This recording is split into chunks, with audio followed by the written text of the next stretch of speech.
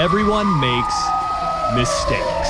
Some of those mistakes, Get your hands out of the car! Get your hands out now! maybe a little more Very slowly. serious than others. Then lay on the ground. Put your hands out of the car! You understand me? Get on the ground.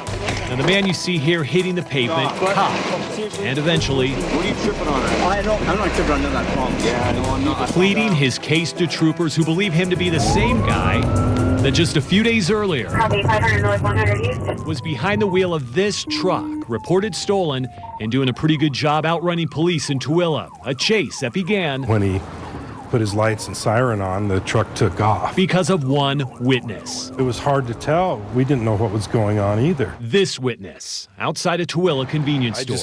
His name is David and says he was approached by a woman in the parking lot. This woman, quietly repeating these Please help me. Please help me. 3 words, then getting into the passenger seat of a pickup truck.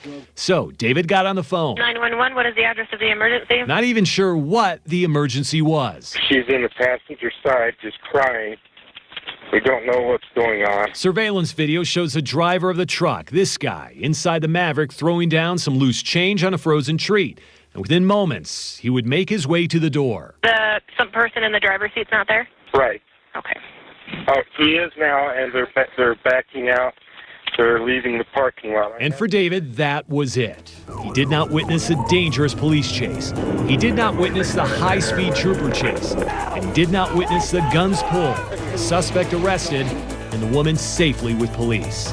But he would soon witness case number 171-300-242, the state of Utah versus David, the witness. My first thought was, okay, they've got the wrong guy. And not just the wrong guy, but the wrong guy now charged with felony kidnapping and auto theft. The documents were official. Defense attorneys were lining up to represent him, and a court date was set to stand before a judge. That's kind of when I thought, okay, this is getting serious.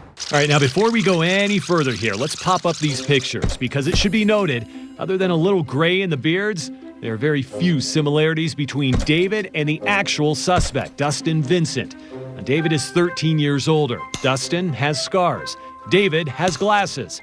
Their hairstyles are slightly different. And criminal history, well, David has just 1 traffic ticket on record, while Dustin Vincent has multiple arrests and convictions for things like burglary, theft, and assault and battery. So, here's a question.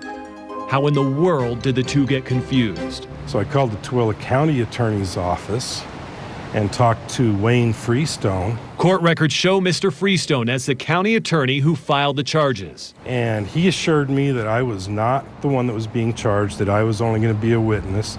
And so I thought everything was just fine. Everything was not fine. 4 days after the wrongful charges, Freestone, realizing his mistake, filed a motion to have those charges dismissed. The next day, they were dismissed without prejudice, but Even though it says dismissed, it doesn't give a reason why.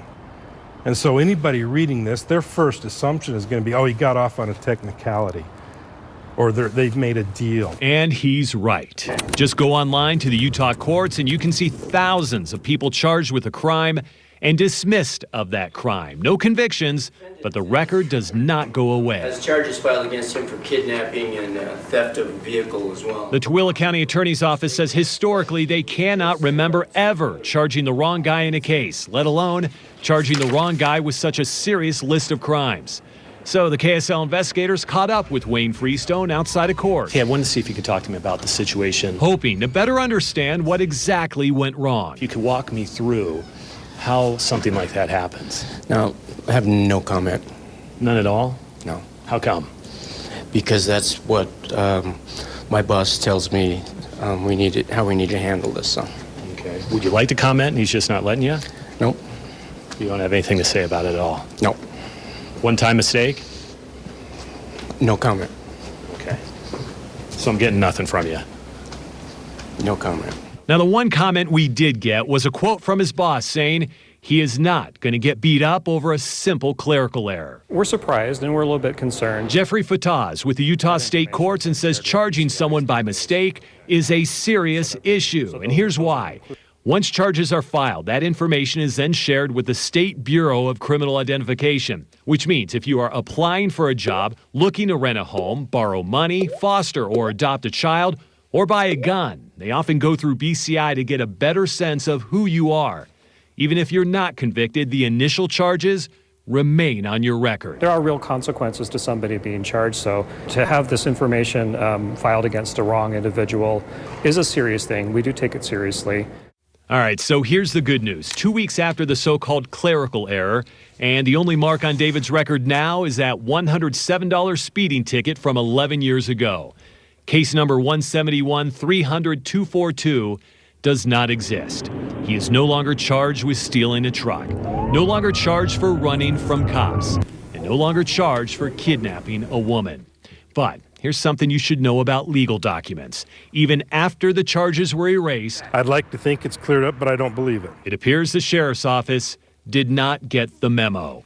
A deputy showed up at his front door with a mandatory invitation to get booked and face those charges in court. They haven't got it cleared up. It's obviously still in the system because here's a sheriff's deputy at my door with a summons. Everybody makes mistakes. Sometimes it's caught on video. Other times when writing up charging documents. And in the mind of David, there's a tiny part of him that wonders The lady in the parking lot. if it was maybe a mistake, And this is how you treat people doing the right thing. even getting involved in the first place.